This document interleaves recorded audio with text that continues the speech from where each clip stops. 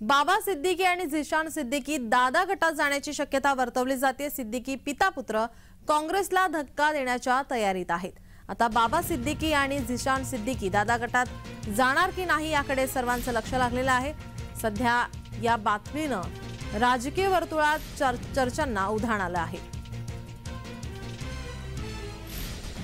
सिद्दीकी पिता पुत्र आता काँग्रेसला धक्का देऊन दादा गटात जाणार असल्याचं बोललं जातंय।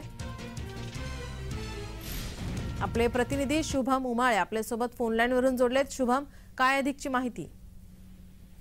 बरोबर जी बातमी आहे ती कालपासून रंगू लागली आहे की बाबा सिद्दीक आणि झिशान सिद्दीक हे अजितदादा पवार गटामध्ये राष्ट्रवादीमध्ये जाणार आहेत अशा चर्चा कालपासून सुरू झाल्या होत्या। मुळात 2 दिवस आधी जी आहे अजितदादांची एक भेट झाली होती त्यांच्यासोबत आणि त्यानंतर या चर्चेंना उधाण आणत आलं होतं।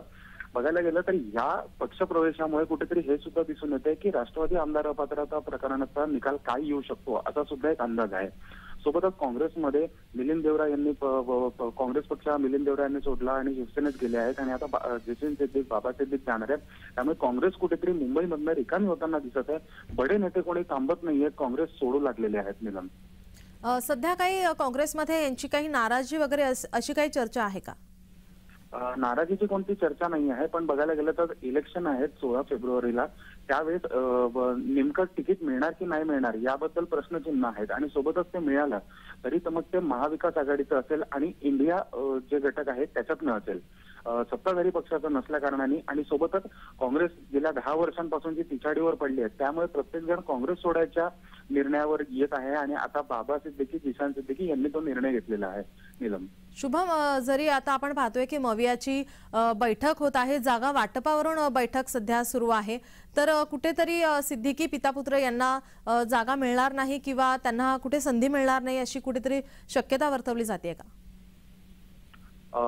अर्थातच बघायला गेलं तर चर्चा जी आहे ती राज्यसभा इलेक्शनच्या पार्श्वभूमीवर हे पक्ष सोडत आहेत अशी माहिती मिळत आहे। महाविकास आघाडीची जी बैठक आहे ती लोकसभा निवडणुकांच्या संदर्भात आहे, जी महाराष्ट्र लोकसभा निवडणुका होणार आहेत 16 एप्रिल रोजी, त्यावेळेस ते असणार आहे। आणि सोबतच वर्षा गायकवाड ज्या आहेत मुंबई अध्यक्ष जरी असल्या काँग्रेसच्या, त्या प्रत्येक बैठकीला जाताना आपल्याला दिसून येत आहेत।